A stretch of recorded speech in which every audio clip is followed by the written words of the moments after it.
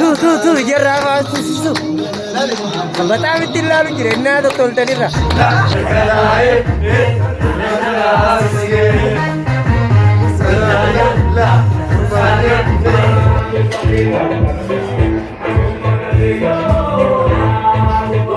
Ani dhiira galamsuu Salmaan jajjaamee xiqqoo haa googoolee.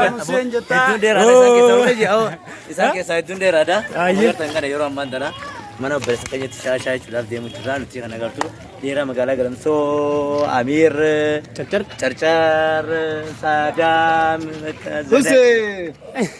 jennee akkaasina jenaa jirra. Dhiira magaalaa Galamsoo jirra. Fataa jirra. Sheer godhuudhaan Amiir Carcar sheer godhuudhaan laayik godhuudhaan jajjabeessuudhaan jabaa fi abbaa jabeeffataa harka kanaa laal kuma kanaan kana godhan laal. Waan diimsa waan akka sangaa akka godhanii galatoo nama itti mul'atu. Dhiira Galamsoo itti akka jaalannaa nama BNG dhaabbata baddeessaa inni jireenya iddoo akka dinqisiifatu isin jaalala daawwattoota keenya Amiir Carcar galatoo maa isin jaalala.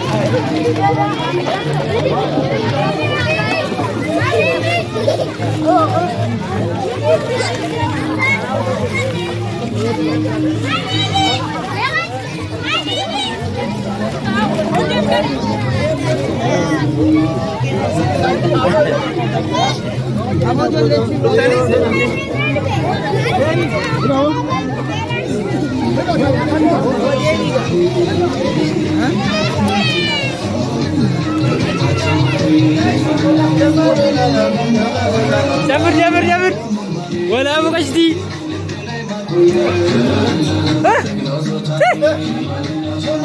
Kayak yaudu.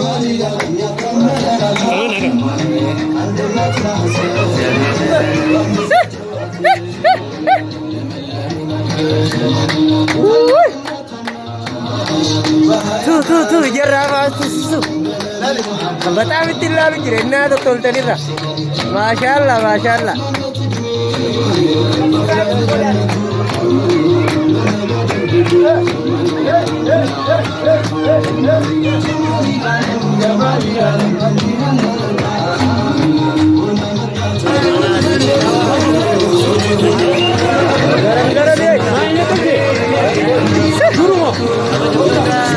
Daawwattoota keenya amma kan argamnu magaalaa Baddeessaa keessatti argamna. Amiir Carcar jedhama.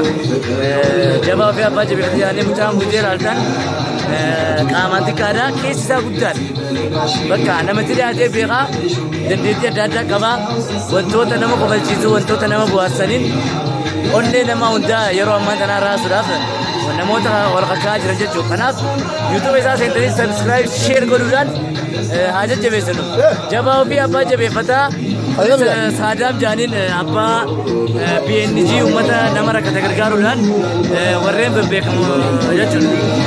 Waan gaarii yaaduun ifumaa fi sammuu teenya gammachiisuudhaaf wantoota gaarii yaaduun numaan. Kanaaf ijoolleen tun ijoollee amma lafa ol kaatee ijoollee osoo itti jirru namni rakkatu qabu jechuudhaan nama gargaaruun beekamanidha jechuudha. Akkam jettan? Gaarii ta'uun ofumaa fi sammuu nagaa jiraachuu fi jaqalli jiru. Saniifuu bakkuma jirutti gaarii akka yaadnu jaan nama gargaaru galatooma.